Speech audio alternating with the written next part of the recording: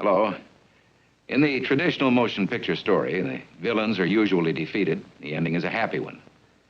I can make no such promise for the picture you're about to watch. Well, sure, I'd love to take off my hat. It's actually my hair, you know? I have lots of witnesses, so it is. But, hey, it's mine. It may not be pretty, but it's mine. Both Donald Trump and Ronald Reagan had a number of things in common, including the slogan that Reagan had used to launch his 1980 presidential campaign. Let us pledge to each other, with this great lady looking on, that we can, and so help us God, we will make America great again. Thank you very much. And we will make America great again. God bless you and good night. I love you. I think he just brings an optimism back to the United States that we haven't seen since Reagan. Of all the presidents in the post-war era, Ronald Reagan was the one about whom the establishment in Washington, D.C. was the most apprehensive before Donald Trump. And Reagan, like Trump, was perceived as an outsider, an American nationalist, someone that didn't appreciate the world. So in that sense, the two of them were the two figures, I think, who became president, who were the most feared by the national establishment. Reagan and Trump were at the age of 70, the oldest ever US presidents to be elected. The two right-wing Republicans had been Democrats in their youth, and both had taken an unorthodox route to the White House. Reagan came via Hollywood. I'm the one they're all talking about. You see him. Delicious. I started as sort of an Errol Flynn of the bees. Now wait here, both of you. Tough luck, son. I guess we can't all have charm and good looks, too. I made about 8 of those in 11 months.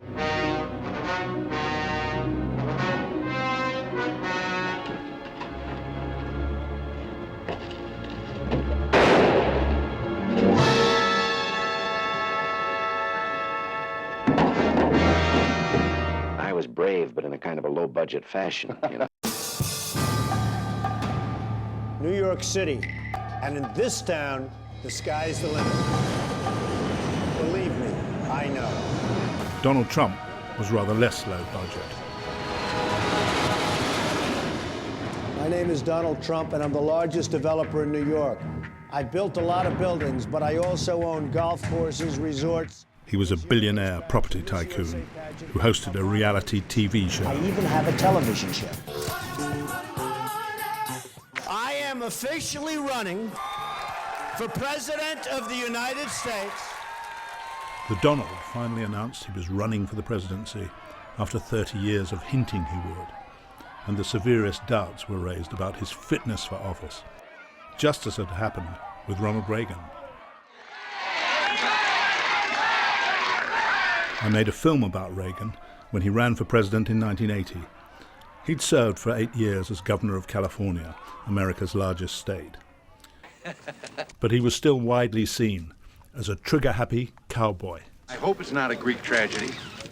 Different from the things that you've stated about. I questioned Reagan at a rare press conference.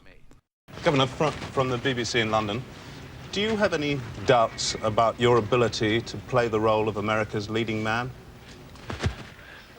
Do I have any doubts about my ability to play the role of leading man in America? I've never thought of it that way. I left that profession. I have confidence, based on my experience as governor, that I can offer a better solution to the problems than either of the men who are running against me. Reagan's campaign meetings are expensively stage-managed spectaculars made for the television cameras.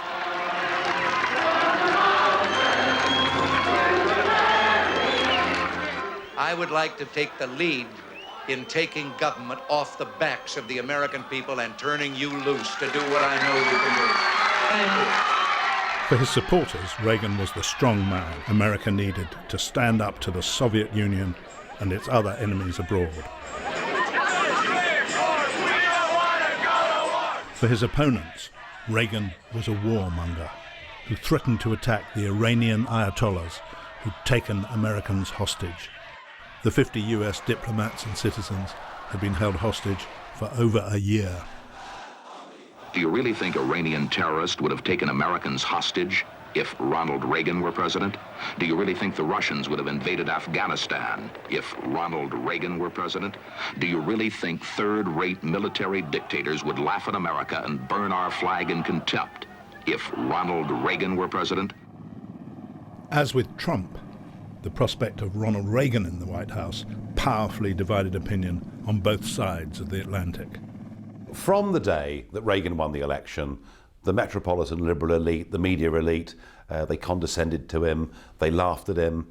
In fact, at no point during the 8 years did they ever concede that there might be a decent point that Reagan had to make. I was afraid, and I think, most of my friends, we were afraid. How could a B-movie actor be suddenly going to be ruler of the world?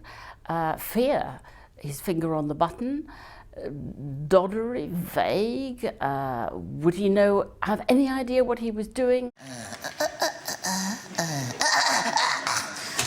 Well, it's great to be here on Saturday Live. Well, it's great to be here on Saturday anyway. I'm here to answer your questions, so fire away, fellas, as I said to the 6th Fleet yesterday. Mr. President, what exactly are you doing over here? Well, sir, let me answer this way. I don't know. Pretty smart for a guy of 103, huh? Next answer, please. The satirist's victim, President Reagan, arrived in Britain. Like Donald Trump today, he had a woman prime minister as his opposite number. She fiercely rejected Reagan's spitting image. In a way, there was a love story, a political love story between Margaret Thatcher and Ronald Reagan. They found they believed in the same things, the same basic things: low taxes, strong defence, anti-communism. We in Britain think you are a wonderful president. We share so many of the same goals and a determination to achieve them, which you summed up so well, and alas, I cannot imitate this wonderful American English accent. You ain't seen nothing yet. I think President Reagan was a man who knew how to handle women. He spent a lifetime handling beautiful women, and he knew what it took to do that. She responded very much to that. She liked to be treated as a woman, not just as a prime minister. Based on the career that I once had before this one, you are a very tough act to follow. They both saw communism as fundamentally evil, that the communist system needed to be brought down and destroyed. This poster parodying the film Gone with the Wind was for the most explosive love story ever. She promised to follow him to the end of the earth. He promised to organise it. Well, what do you have to say this morning, Mr. President? Good morning. But surprisingly, following Mrs. Thatcher's example, Reagan made a U-turn and forged a strong relationship with Mikhail Gorbachev, the reformist Soviet leader. Mikhail Sergeyevich, доброе утро! The two men met in Reykjavik, the Icelandic capital, and were to reach a deal on cutting back their country's nuclear weapons. Donald Trump says he wants to follow suit and have a meeting with the current Russian leader, Vladimir Putin. I think there will be a summit in Reykjavik even, which is quite interesting. Not unlike the summit between Reagan and Gorbachev some decades ago, where people were equally pessimistic, and yet what resulted? Frankly, the end of the Cold War. And we need an end to this Cold War. So how does the veteran US diplomat Raymond Seitz answer the great question about what is the exact nature of Trump's relationship with Putin? Damned if I know. I can't figure it out. But what is really President-elect Trump's view of Mr. Putin? I don't think he's just going to come over all soft and furry and be out there allowing President Putin to stroke him and they go off hand in hand into the sunset. No, that's not going to happen. Obviously it's not. The admiration between Putin and Trump is horrific. I don't think it'll last for any length of time because they are both dangerous narcissists, very easily offended and affronted. And one way or another, one of them will rub the other one up the wrong way. It seems that Putin may well have all sorts of blackmailable material against Trump. The notorious leaked dossier, with its lurid allegations of Donald Trump watching Russian prostitutes urinate on a bed in a Moscow hotel, and any tapes of the so-called Golden Shower, would provide the Kremlin with classic blackmail material, if the story is true. It's all fake news. It's phony stuff. It didn't happen. It was a group of opponents that got together, sick people, and they put that crap together. Does anyone really believe that story? I'm also very much of a germaphobe, by the way. Believe me. Okay, fine. Russia hacked the election. Are you happy, Mom? Next question. Yes, you, sir. Yes, hello. I'm an American journalist, Wolf Blitzer. Are you sure Russia was behind hacking? I mean, maybe. But are you really sure? It was China. I mean Canada. It was Meryl Streep. Okay, this press conference is over. Mr. Nigel Farage. I think there was a shared feeling that we were two of the most vilified people in the Western world. Well, thank you. Good evening, Mississippi. If I think back through all of it, you know, what were the big contributions that I perhaps made, or the contributions I made towards the campaign? One was making Brexit part of the story, something that he completely embraced. I think it's going to be a Brexit plus, plus, plus. Does that make sense? Plus, plus, plus. If I speak to Trump's team and Trump's close advisors, and even to President-elect Trump himself, none of them think Trump would have won unless Brexit had happened. So you helped make Donald Trump president? Well, it wasn't the direct object at the time of fighting for all those years for a referendum, but as a byproduct, it was part of it, yes. I mean, there's no question about it that a lot of us that supported Trump also supported Brexit and English independence if they wanted it, and a lot of the other countries, if they want to get out of the EU, I mean, we understand that. We wanted to get out of the British Empire.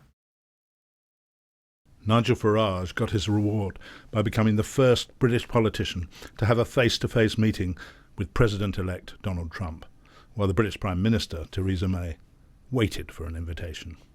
Yes, I look forward to working with President-elect Trump. Any British Prime Minister, male or female, needs to get on with an American president.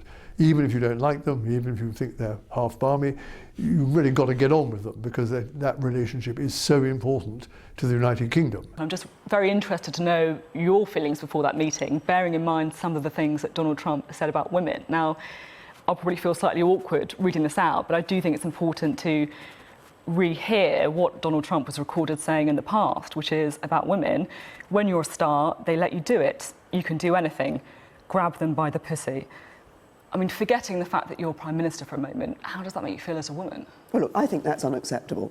But in fact, Donald Trump himself has said that and has apologised for it. Whatever Trump's reputation, I'm sure that when Mrs. May goes into the Oval Office, there will not need to be a responsible adult in the room. I'm sure this is all going to be absolutely I thought you volunteered at one stage to be the responsible adult. But that wasn't for Newsnight, that was for talk radio, or whatever it was.